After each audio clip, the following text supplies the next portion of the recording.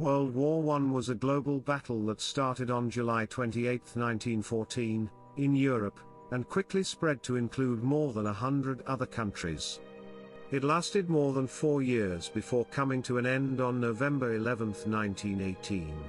The Central Powers of Germany, Austria-Hungary, the Ottoman Empire and Bulgaria fought the Allies. A coalition of numerous countries, most notably Great Britain, France, Russia, Japan, and Italy, in what has been also known as the Great War. The First World War resulted from a variety of factors. Militarism, alliances, imperialism, and nationalism are known as the main reasons by historians. In addition to these, media manipulation, Balkan politics, and Germany's rise as a significant power would be further reasons of the war. The assassination of Archduke Franz Ferdinand, the heir to the Austro-Hungarian Empire, and the July Crisis were the primary causes of the war. Here are the 10 major causes of World War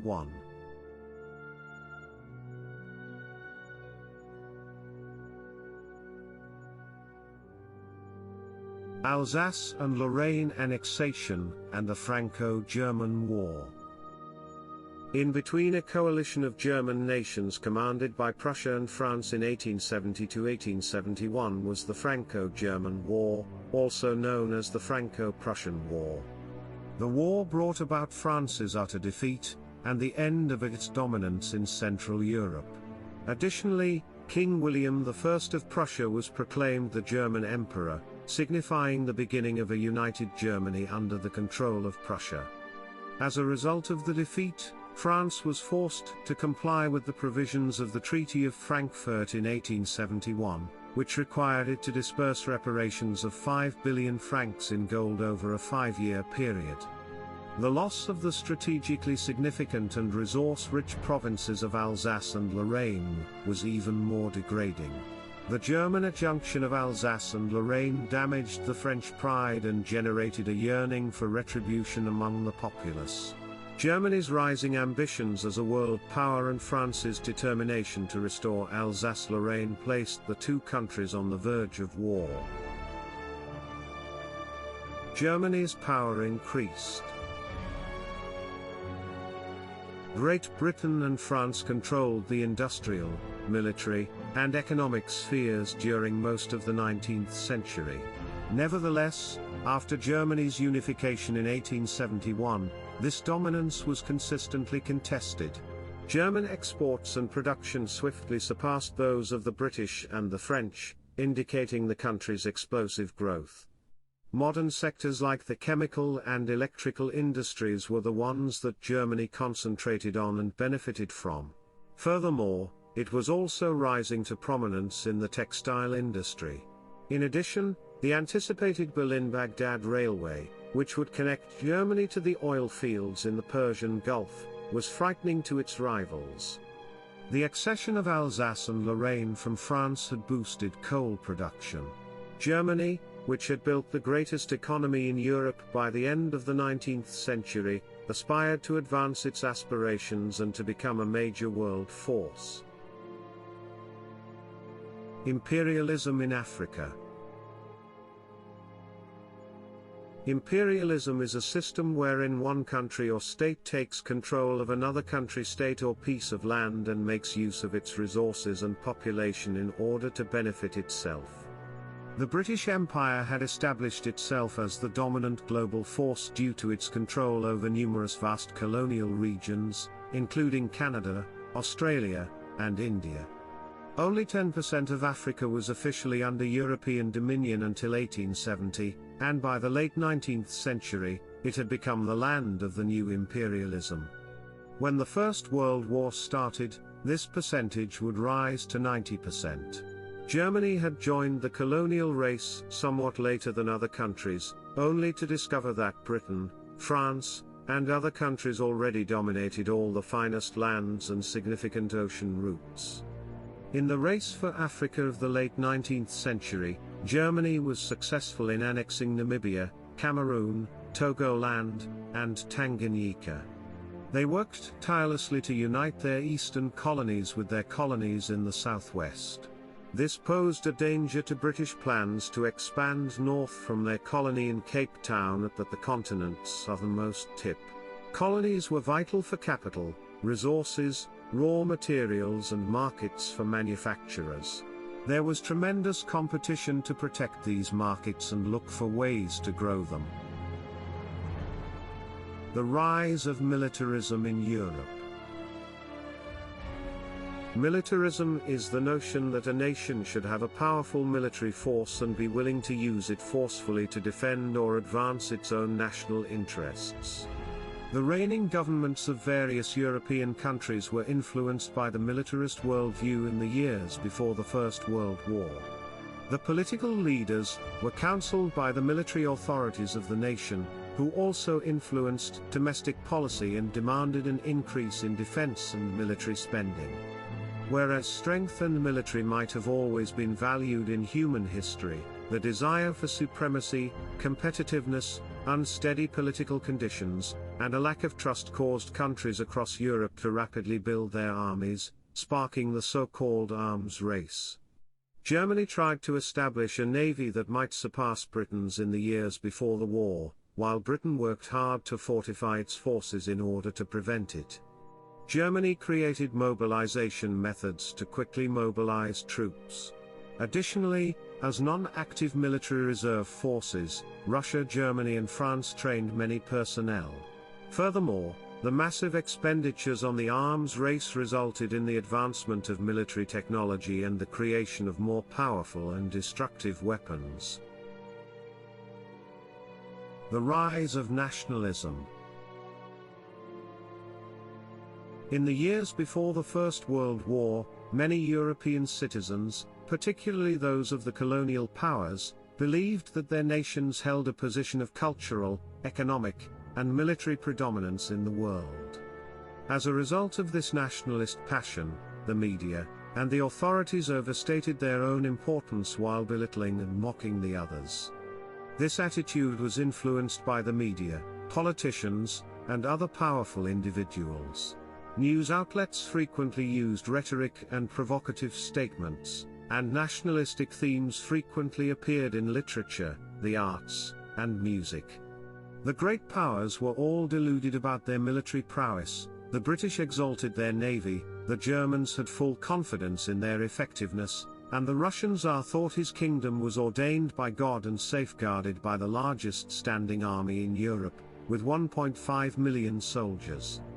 Furthermore, they always believed that their own nation was just and righteous while the others were deceitful, evil and hostile. The result of this erroneous belief was an inflated sense of national pride, with war being seen as both justifiable and needed for advancement during a time of global rivalry. Additionally, nationalism had changed in the Balkan region, where ethnic groups like the Bosnians, Greeks, Bulgarians, and Macedonians sought to break away from powerful empires like the Ottomans and the Austro-Hungarians. In the years leading up to the First World War, these groups, who were mostly supported by the Russians, destabilized Eastern Europe and made it a hotbed of political power struggles. Propaganda, in literature and in the media. Media and literature in Europe were saturated with nationalism and propaganda in the years preceding the Great War, which had a significant effect on the populace. The people readily accepted the notion that they were the best and had a significantly superior culture, mannerisms, and military force. Such media propaganda was widely used throughout Europe and played a significant role in promoting nationalist fervor and pro-war viewpoints. Additionally, most of the writings at the time fueled the fire by racially profiling other races, which in turn contributed to xenophobia. Politic upheaval in the nations of the Balkan. The region between the Black Sea, Mediterranean, Adriatic, and Aegean seas is referred to as the Balkan Peninsula. The late 19th century saw political unrest and conflict in this region of southeastern Europe, which included countries and provinces like Greece, Bulgaria, Serbia, Macedonia, and Bosnia. This area was in the realm of the Ottoman Empire's European territory, where several ethnic groups were engaged in independence wars. Furthermore, the major powers were also very interested in this region due to its strategic location. Due to its cultural ties to the Slavic people, Russia adopted a pan-Slavic foreign policy in the area, supporting Serbia and Bulgaria. This was also consistent with its intention to use the Black Sea as a gateway to the Mediterranean. The British sought to thwart Russia's plans. Thus, they were in favor of the Ottoman Empire's continued existence. As did Austria-Hungary, which was itself a conglomeration of international bodies and may have been weakened by the fall of the Ottoman Empire. While Italy aimed to prevent any major sea power from accessing the Adriatic Sea, France desired to increase its position in the area. On the other side, the Ottoman Empire was a potential colony for the Germans. Thus, it was accurately referred as the powder keg of Europe. The Balkan Wars, which broke up the Ottoman Empire and prepared the way for the First World War, broke out in 1912 to 1913 as a result of the escalating political situation in the Balkans. The assassination of Archduke Franz Ferdinand. Serbian nationalism was becoming increasingly powerful in the turbulent Balkan region at the beginning of the 20th century, and Austria-Hungary was put in jeopardy by the 1903 ascension of a new monarch who was more friendly to the Russians. The Pig War of 1906, during which trade frontiers were blocked and significantly impacted the shipment of Serbian pigs to Austria-Hungary, resulted from this animosity between the neighbors. With Bosnia serving as a commercial route to the Adriatic Sea, the action also boosted Serbia's nationalist aspirations. The situation had exacerbated during the Bosnian crisis, which began in 1908, when Austria-Hungary announced its intention to annex Bosnia and Herzegovina, territories that had previously been under the control of the Ottoman Empire. Archduke Franz Ferdinand was the heir to the Austro-Hungarian Empire, and in June 1914, a Serbian nationalist terrorist organization known as the Black Hand dispatched groups to assassinate him. The Archduke and his wife were murdered on June 28, 1914, in Sarajevo by a Bosnian Serb by the name of Gavrilo Princip.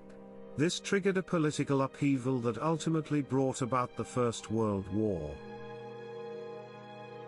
The July Crisis. Following the murder of Archduke Franz Ferdinand in July of 1914, a number of diplomatic developments are referred to as the July Crisis. After the incident and during a discussion in Vienna, Austria-Hungary sought to deal a major blow to Serbia, which it held responsible for the murder and which it was aware was clandestinely promoting Yugoslav nationalism inside its borders. However, Austria-Hungary was apprehensive of the much bigger and more powerful Russian Empire, which was backing Serbia. So, it asked Germany, a close ally, for a guarantee. On July 6, Germany sent Austria and Hungary an unequivocal blank check pledging their support. Austria-Hungary issued a stern ultimatum to Serbia on July 23 asking that Serbia stop all anti-Austrian propaganda within Serbia, and permit Austria-Hungary to carry out its own inquiry into the Archduke's murder. Serbia responded on July 25 by approving all but one of the demands. Nevertheless, Serbia and Austria-Hungary ceased diplomatic relations. The British proposed a mediation conference the next day, but Germany and Austria-Hungary rejected their proposal. On July 28, 1914, Austria-Hungary formally declared war on Serbia. Alliances and agreements. The First World War was caused by a number of factors, including militarization, alliances, imperialism, and nationalism, many of which were secretive. Alliances between countries assisted in preserving a precarious balance of power in the competitive and unpredictable political environment of the late 19th and early 20th centuries. The alliance structure, however designed as a defense strategy, ensured that any significant political disputes would eventually result in a huge rather than a minor fight. Germany and Austria-Hungary formed a dual alliance in 1879 out of concern over Russia's victory over Turkey in 1878. After the Italians joined, this alliance was renamed the Triple Alliance.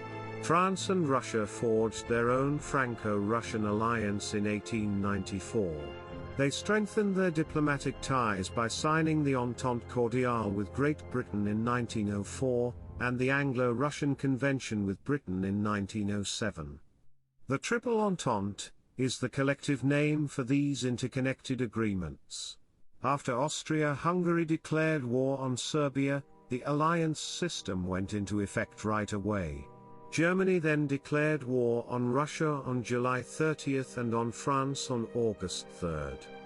They then invaded Belgium, and as a result, in accordance with the 75-year-old Treaty of London, Britain declared war on Germany on August 4th. Finally, Austria declared war on Russia on August 5th. All the major powers therefore quickly joined the battle as a result of the alliance system, escalating it into a world war.